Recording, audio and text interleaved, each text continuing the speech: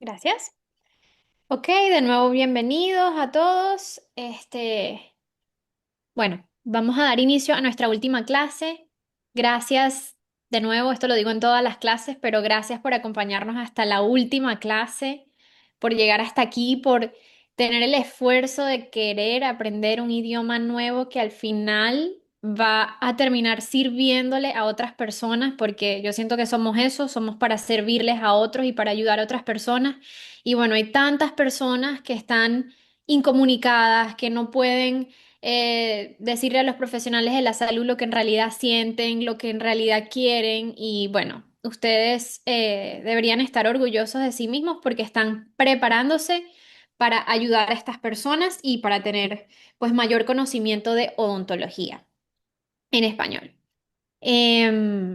Bueno, esta clase no va a ser una clase como tal, va a ser una especie de repaso, un review de todo lo que hemos visto, em, preguntas aquí y allá, si quieren responder por el chat está bien, si quieren responder con el micrófono también está bien. Si quieren hacer preguntas, sé que nunca hacen, pero es la última clase, una última oportunidad para aclarar dudas y bueno. Vamos a comenzar. Entonces, esto lo hemos venido repitiendo desde el principio. Yo sé que parezco un disco rayado, pero estos son nuestros pasos para llegar a un diagnóstico. Eh, Primero vamos a tener nuestra historia clínica, vamos a preguntarle al paciente toda la información que necesitamos, su historia médica, qué enfermedades, qué siente, no sé, cuál es la historia de su dolor, todas las características posibles. Vamos a hacer un examen extraoral, vamos a evaluar si hay inflamación, si hay nódulos linfáticos que están inflamados, si hay algo relacionado al diente, algo extraño en la encía, si hay, bueno, vamos a evaluar las radiografías, ver qué, caries y lesiones periapicales, todo en detalle. Los signos y síntomas, pues ya los mencioné.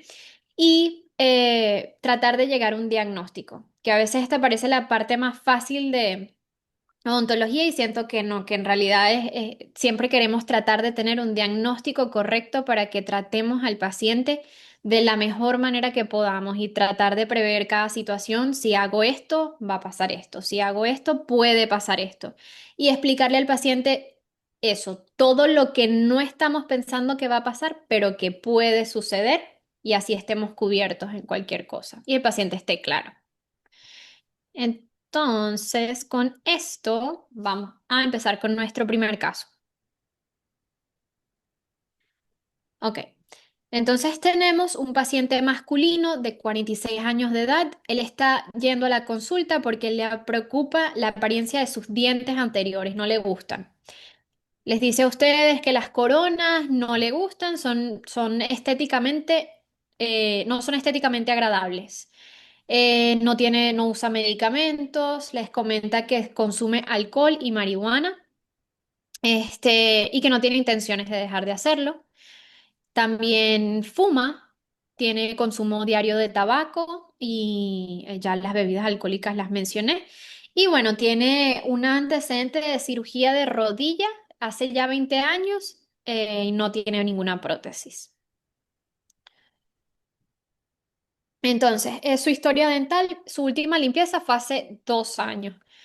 Em, Ay, ya va. Tengo que admitir. Sorry. Ok. Su última limpieza fue hace 2 años. Dice que en el lado superior izquierdo se le queda comida atrapada entre los dientes, posteriores, 15 y 16. Y pues les dice que no le gustan las coronas en los dientes de adelante. Y que se las pusieron hace mucho tiempo, hace 15 años. Aquí vemos las fotos del paciente. Acá están las coronas que ahí estéticamente no se ven tan mal, pero luego vamos a ver en detalle. Aquí las vemos más a detalle. Entonces vemos coronas de metal porcelana, por eso es probablemente la razón por la cual no le gustan. Y también tiene unas aquí abajo, ahorita vamos a ver otras fotos.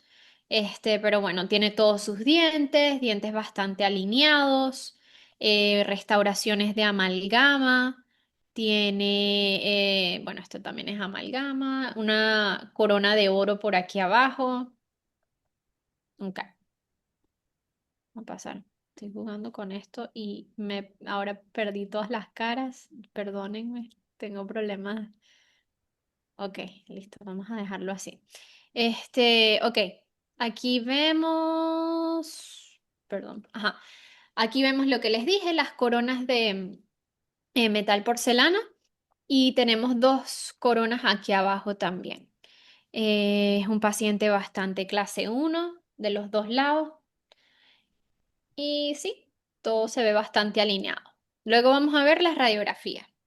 Entonces, en las radiografías, lo que podemos observar, muchas restauraciones, muchas coronas. Vemos por acá un diente que tiene una lesión periapical y un tratamiento de conducto, un poste. Acá están nuestras coronas que, bueno, en medio de todo no pareciera que, no parecen tener caries alrededor. Acá también, bueno, veo una leve pérdida ósea aquí abajo, el hueso de los dientes anteroinferiores. Ok, voy a continuar. Y bueno, aquí tenemos el Payer Chart. Auxilio, porque esto no está colaborando conmigo. Es que no lo puedo acomodar. Es como que o veo. Ok, vamos. Bueno, ahí sí lo Ujú, bajo. ok. Ok, el periodontodeograma. El paciente en medio de todo, periodontalmente se ve bastante estable. Tiene algunos cuatros, probablemente producto de la inflamación, tiene algunas recesiones aquí y allá y puntos de sangrado. El sangrado nos dice que hay inflamación. Y en el siguiente, que es el mandibular, acá vemos más sangrado. Este no está, la arcada superior, el maxilar está mejor que la mandíbula. Vemos recesiones aquí en los dientes anteriores que están más hacia lingual que facial. Entonces, bueno, eso nos más o menos combina con la pérdida ósea que vimos en las radiografías. Leve pérdida ósea ahí. Ok, y entonces plan de tratamiento, aquí no me voy a enfocar mucho porque este es el tratamiento que hicieron en base a este caso, pero no necesariamente eso es lo que vamos a enfocarnos. Pero bueno, básicamente le hicieron su limpieza, a este paciente ustedes le dirían, hay que hacerle su fase higiénica, le hicieron raspado y alisado radicular también. Este paciente también tenía una lesión en el lado derecho de la lengua, que no le tomaron fotos, pero tenía una lesión en el lado derecho de la lengua que era como roja. Más adelante les voy a mostrar una foto. Le hicieron tratamientos con resina en estos dientes y le hicieron un retratamiento. Además de eso, pues en el plan correctivo finalmente le hicieron las coronas, que era lo que en realidad le molestaba, pero esta vez con coronas totalmente cerámicas. Y bueno, luego trabajaron le hicieron además un blanqueamiento. Y pues su seguimiento de 6 meses para sus limpiezas después. Entonces, vamos a comenzar de una vez con preguntas. Voy a leer la pregunta y ustedes pueden responder por el chat o como quieran. Y si tienen una pregunta de la pregunta, también avisen. Dice, en un diente con tratamiento de conducto previo y radiolucidez periapical persistente, ¿cuál sería una posible opción terapéutica antes de considerar una extracción?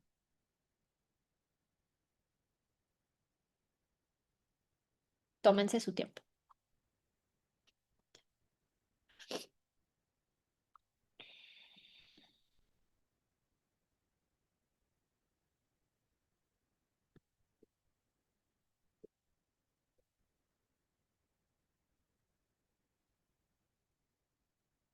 Ahora, creo que las preguntas están muy fáciles. Bueno, ustedes son inteligentes. Ok, sí. Retratamiento endodóntico o cirugía apical. Y ahorita en D4 justamente van a ver que en el último año tienen como casos que como que cada quien defiende un caso y lo relacionan a un artículo científico. Y justamente estábamos hablando de casos así que hoy día sentimos que los doctores están muy como predispuestos a que si ven un diente así, de directo es vamos a sacarle el diente al paciente. Y no necesariamente. Hay que preguntarle al paciente cuál es su estatus financiero, qué medicamentos toma, tiene, no sé, el paciente es de avanzada edad, quizás puedes poner un implante, pero quizás el paciente no va a disponer del tiempo, el dinero y todo. Entonces sacan el diente y le queda un espacio vacío. Entonces siempre, siempre que se pueda, hay que hacer lo posible y agotar hasta la última posibilidad para salvar los dientes. Y bueno, ya si no tiene un buen pronóstico, ahí sí pensar, vamos a sacar el diente, vamos a planificar un implante porque este tratamiento pues no es predecible. Y bueno, en este caso sí, el retratamiento endodóntico o de repente hasta una cirugía apical. Este, en este caso también pues el hecho de que hay un poste es complicado. No voy a seguir hablando porque voy a dar las respuestas de las siguientes preguntas. Pero sí, respuesta correcta es la B. Ok. Tomando en cuenta que el diente 10 presenta tratamiento endodóntico previo, una corona y un poste interradicular, ¿qué factor puede disminuir el pronóstico de éxito si se decide realizar un retratamiento endodóntico?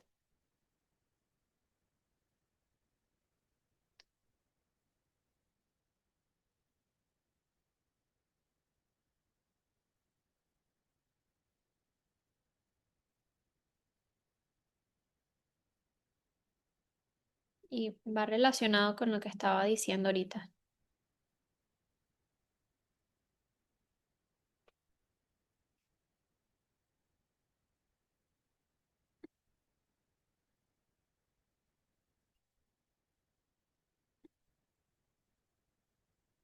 Ok. Bueno, sí, la presencia de un poste interradicular. El problema con los postes, y eso hay que explicárselo al paciente, es que, claro, eso está bonded, cementado, está allí, y entonces al momento de quitar ese poste, tenemos que estar pendiente porque el diente se puede fracturar y puede llevar a muchas otras complicaciones. Entonces, eso sí tendríamos que tenerlo en cuenta y ser realista con el paciente de lo que está sucediendo para que si surge una complicación y se llegase a fracturar, pues por lo menos le dimos todas las opciones que tenía. Y hicimos el mejor intento de preservar el diente, pero si no funcionó, al menos tiene toda la información. Ok, presencia de poste interradicular. El diente 10 tiene poste, corona y una lesión periapical. ¿Qué factor es más importante para decidir si el diente es restaurable? Y esto es más de eso, de restorability, restaurable.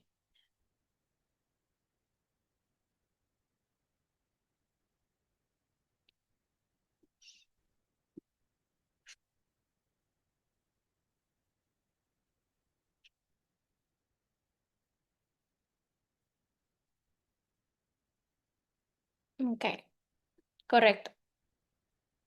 Son demasiado inteligentes. Esto va a nuestra clase de restauradora y la clase de prótesis, donde hablamos que siempre hay que evaluar la cantidad de estructura remanente, porque muchas personas piensan, ok, el tratamiento de endodoncia, pero no necesariamente, porque si no tenemos cómo cubrir ese diente con una corona, no tenemos suficiente estructura dentaria, no tenemos un buen espacio biológico, no vamos a poder restaurar. No hay manera. Entonces, respuesta correcta es la B. Ok. Y otro factor, bueno, mejor esta no voy a seguir hablando porque la he puesto muy fácil. No voy a dar más información. Ari, puedes Me continuar. respondes la otra pregunta. Sí, sí, sí. Bueno, yo aquí les voy a preguntar, ¿cuál es el factor más importante a evaluar antes de indicar la colocación de un muñón con poste?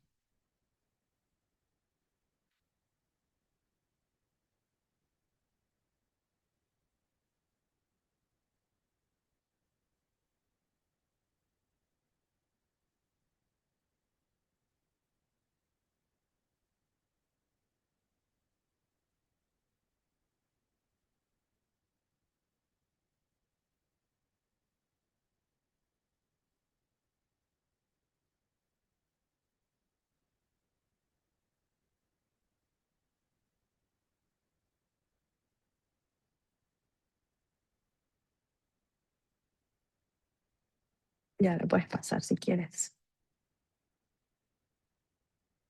Exacto, la presencia del efecto Ferrul o el efecto férula, no me acuerdo si en español todavía se le llama férula. Yo creo que todavía se le llama Ferrul, igual, no se le cambia. Pero esa es como la traducción literal de Ferrul.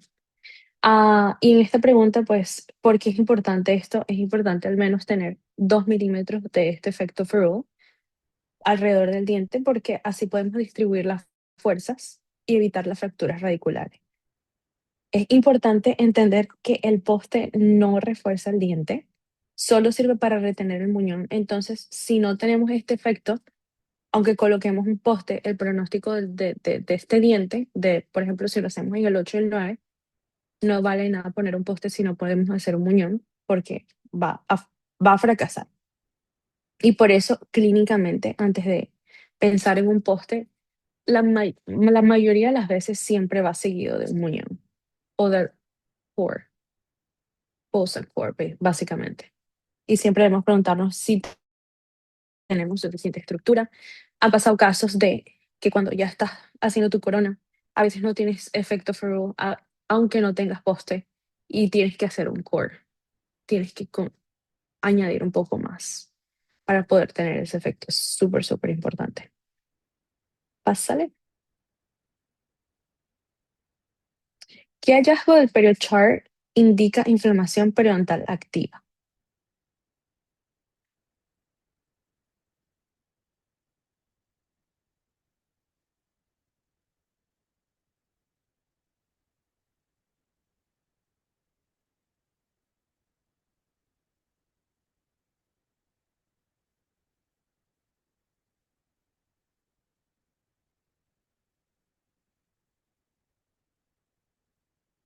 Ujú, pásale.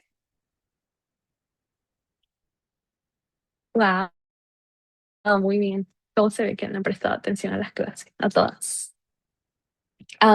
Y bueno, sí, el sangrado al sondaje es la respuesta acá. Siempre es el indicador más confiable que tenemos de que sabemos que hay una inflamación gingival activa, ya que refleja la respuesta del tejido en la presencia de la placa o el biofilm. Los otros parámetros, como lo son la línea mucogingival, la forma radicular, la longitud coronaria, son no más que características anatómicas. La única manera de que podemos verificar que hay una inflamación periodontal activa o gingival activa es el sangrado del sondaje.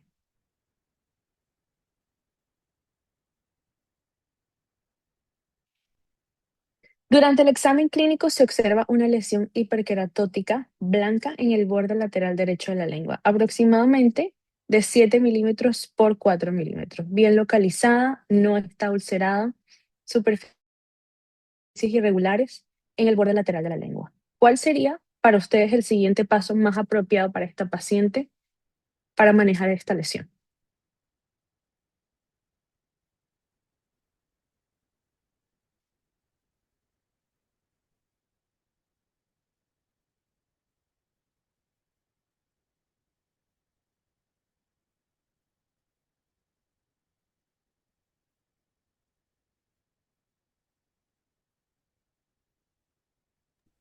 Creo que voy a tener que hacer una corrección en esta pregunta, pero vamos a ver. Ajá, sí, en el Jenny me di cuenta, me Sí, acabo de dar cuenta.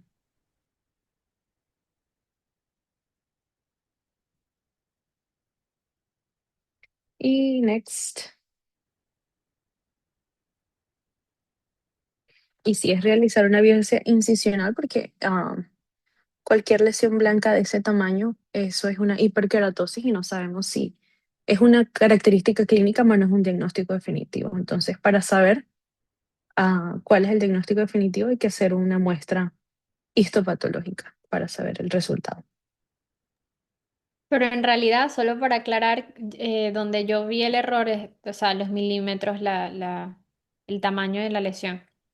Porque por lo general creo que más de, ya va, alguien se está uniendo, más de 1 centímetro, o sea, menos de 1 centímetro vendría siendo excisional. O sea, sería como más recomendado. Pero Ujú. pude yo que como que no cuadre bien el tamaño de la lesión con el, pero bueno, en fin, quería corregirlo igual. Que quedara. Claro. Sorry.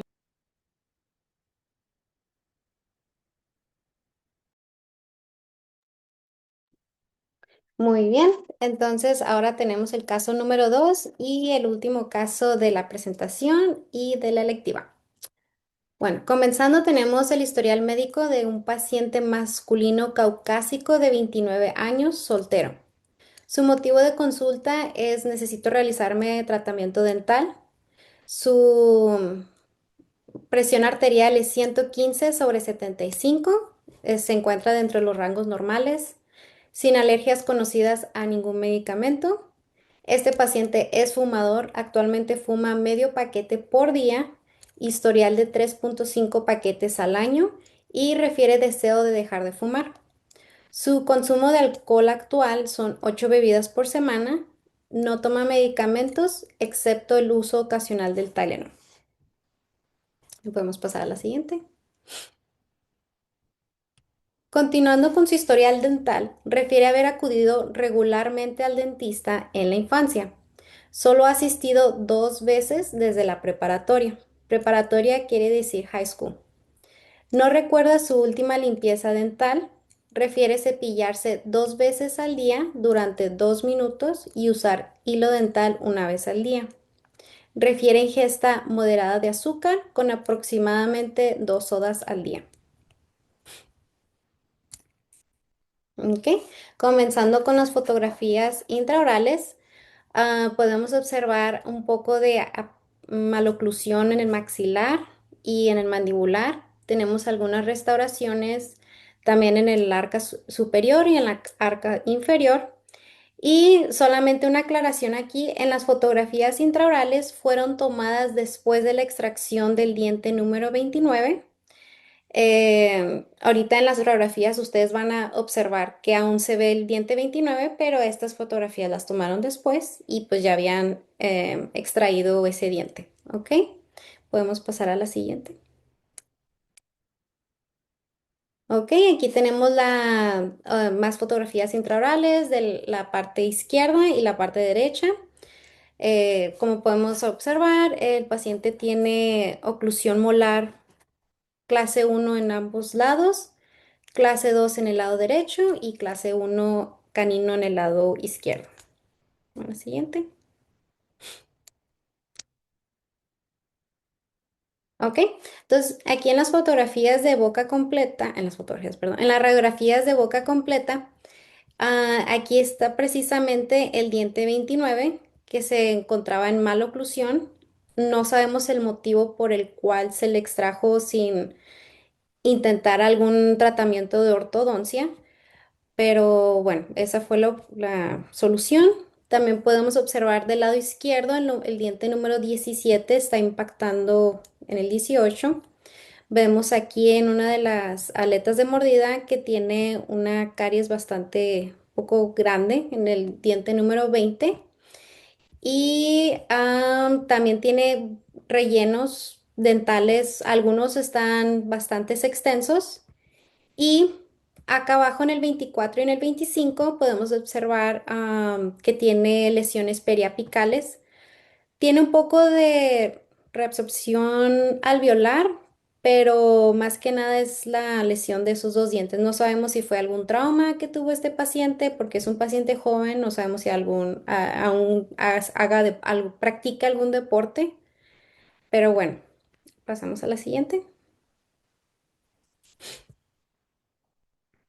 Ok, entonces su plan de tratamientos sistémico no requerido, urgente tampoco no requerido porque el paciente no estaba experimentando ningún dolor agudo. En el control en la fase de control de enfermedad tenemos la eliminación de caries en el 3 mesio disto oclusal, 8 distal, 10 distal lingual, 18 mesioclusal, 19 mesioclusal, 20 distoclusal, 30 MUD más una foseta vestibular. La foseta vestibular se le llama el buccal pit. Creo que lo dije bien. Y bueno, tenemos la profilaxis, le realizaron tratamiento de conductos en los dientes 24 y 25 y eligieron agregar una resina compuesta lingual en vez de hacerle algunas coronas. Este tratamiento Generalmente lo he visto que en anteriores que si requieren algún tratamiento de conductos, en vez de poner una corona, nomás hacen un pequeño relleno, pero depende si el paciente es candidato A. Y se le hizo la extracción del número 17 y 29. Se le dio consejería dietética por el consumo de azúcar.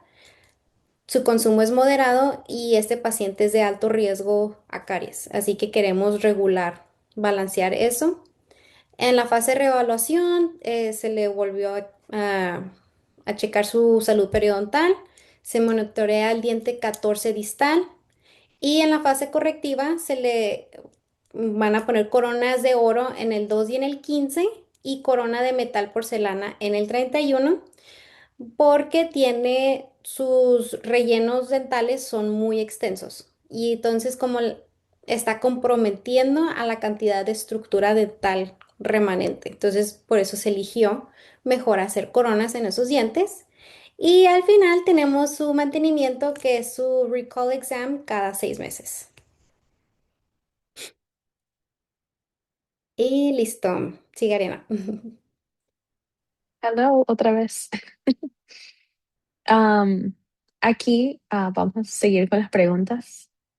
Entonces, la siguiente pregunta es, tomando en cuenta que en los dientes anteriores inferiores se observa una radiolucidez periapical y existe una sospecha de necrosis pulpar, ¿qué información clínica adicional sería necesaria para llegar a un diagnóstico definitivo? ¡Wow! No he terminado de leerle y ya están respondiendo inteligentísimos.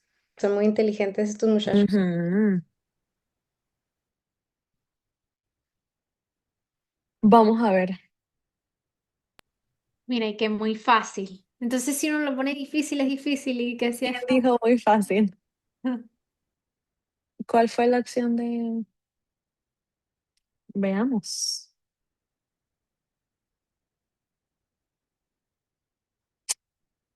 Todas las anteriores. Muy, no que muy fácil. Bueno, en esta pregunta tenemos una radiología. No, no tienes palabras. Ya. Tenemos una radiología preapical con sospecha de necrosis pulpar. La respuesta correcta acá es todas las anteriores. Y esto porque el diagnóstico pulpar y periapical nunca debe basarse únicamente en la radiografía.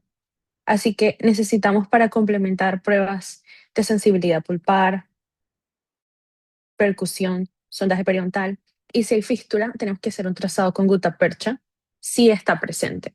Entonces, todas estas, porque al hacer el trazado, el tracing con la gutapercha, nos va a decir de dónde es el origen de la fístula. Entonces, todas estas son importantes. A y B son muy importantes, pero realizar un trazado con gutapercha sí está, nótese el énfasis en sí está presente. Aquí es muy generalizado, pero ahí la cláusula del if está en la pregunta. Entonces, por eso también se incluye entre las respuestas.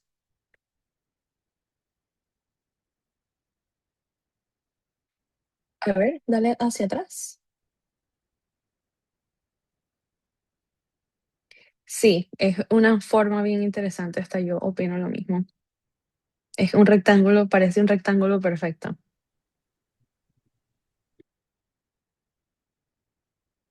Le das adelante. Sí, pareciera otro tipo de patología en realidad. Pues, puede ser. Ujú.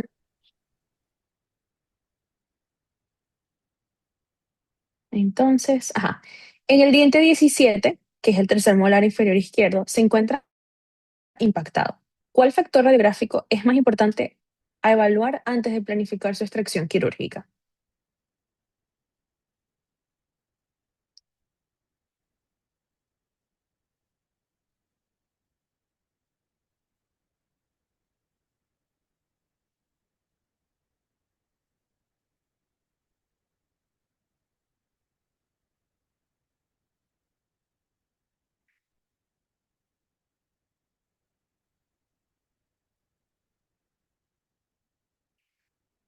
Ok,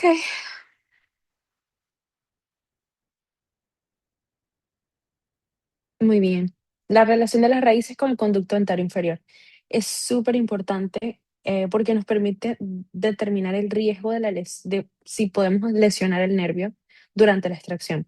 ¿Y que buscamos radiográficamente? Un oscurecimiento en el medio de las raíces, la desviación del conducto, pérdida de la cortical ósea, y todo esto influye en el plan quirúrgico. O si se necesita hacer otro tipo de radiografías, como un combine, para poder ver exactamente cuál es la localización ah, el conducto dental inferior. Pásale. Ok. Ante un premolar inferior izquierdo impactado, perdón, ¿qué hallazgo ortodóntico influye directamente en la posibilidad de erupción espontánea o necesidad de tracción ortodóntica?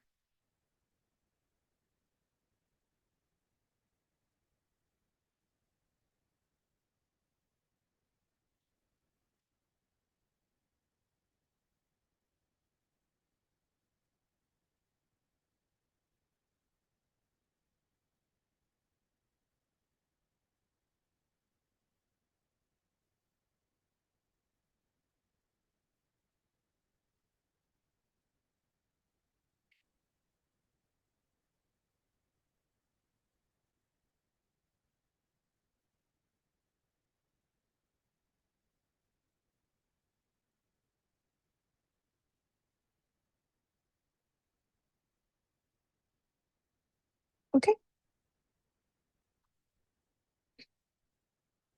Y la respuesta correcta es espacio disponible en el arco y la posición del diente impactado. Esto es súper importante porque nos va a ayudar a determinar si el diente puede erupcionar espontáneamente o si va a requerir intervención ortodóntica. Si no hay espacio o la angulación es desfavorable, pues el diente no va a erupcionar de manera correcta.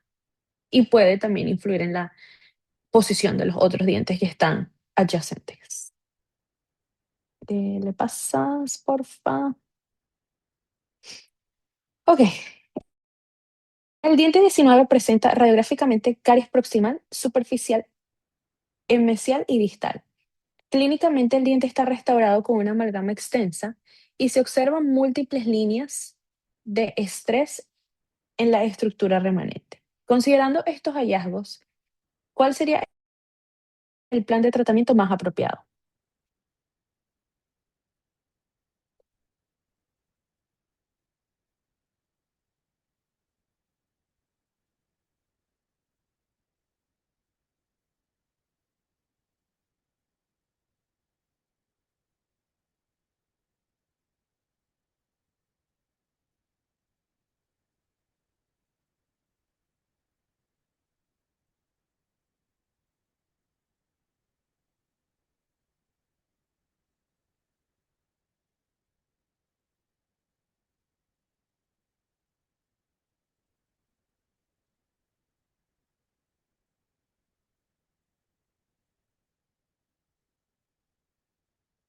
Ok, si quieres le puedes pasar. Y la respuesta correcta es la C, colocar una corona después de remover la caries y evaluar el remanente dentario. Entonces acá se podría decir que es un CRR, mm, puede ser, pero es importante ver las fotos, aunque en la radiografía no se pareciera que está tan grande. Si ves en la foto de clínica se ve que la restauración es súper, súper grande. Entonces ya este diente está estructuralmente muy debilitado y el riesgo de que vuelva a fallar alguna restauración directa como una resina, un composite, es muy alta.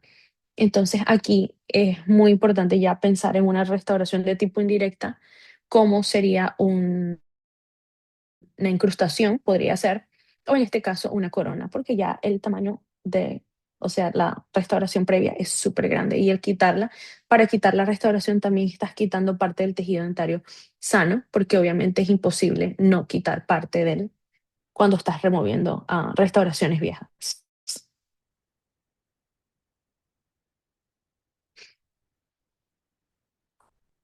¿Qué intervención preventiva es especialmente importante en este paciente considerando sus factores de riesgo actuales?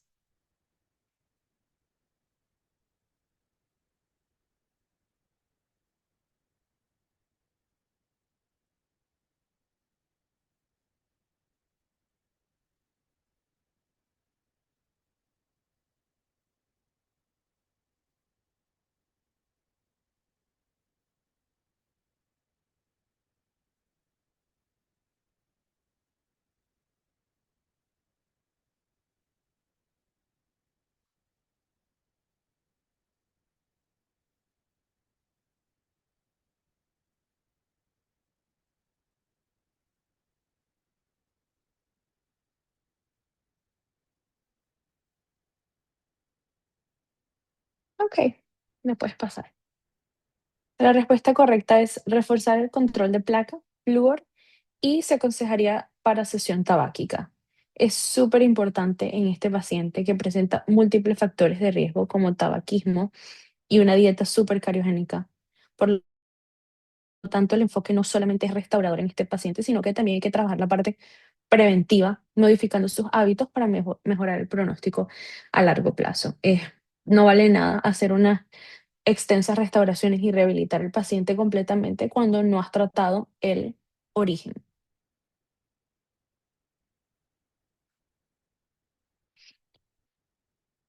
¿Cuál es la principal complicación que debe discutirse con este paciente en este caso si se va a extraer el número 17?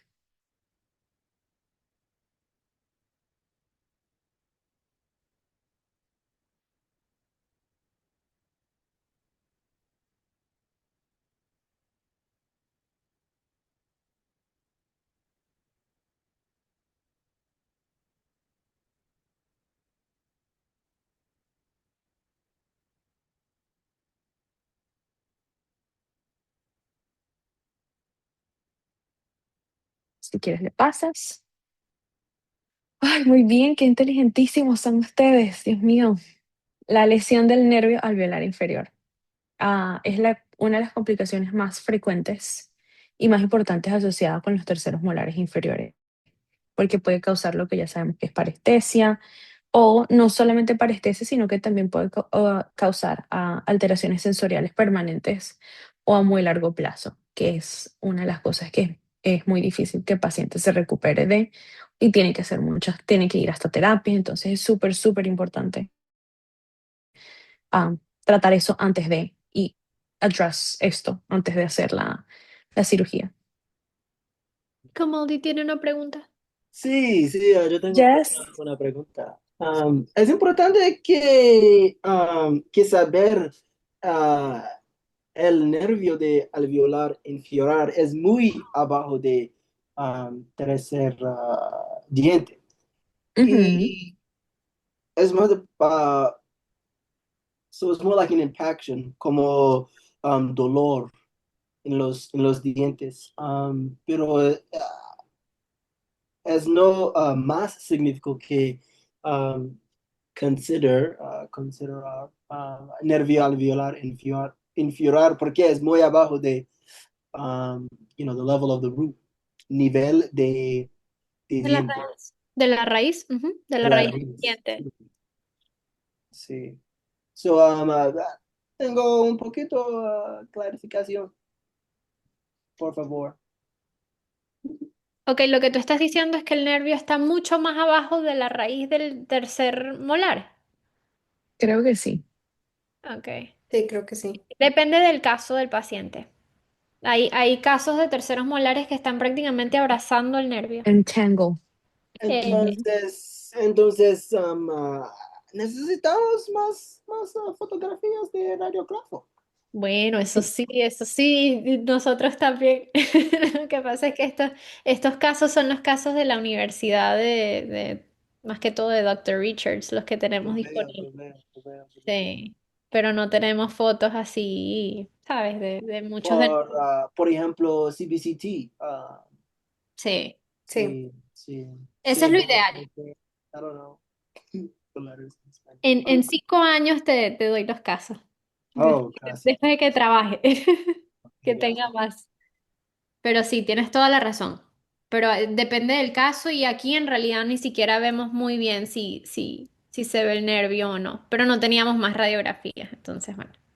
Pero Mm, muy Pero buena siempre observación. es una de las complicaciones más importantes que tienes que hablar con tu paciente, aunque no siempre, nunca se sabe. Entonces siempre tienes que cubrir todas esas posibles complicaciones antes de.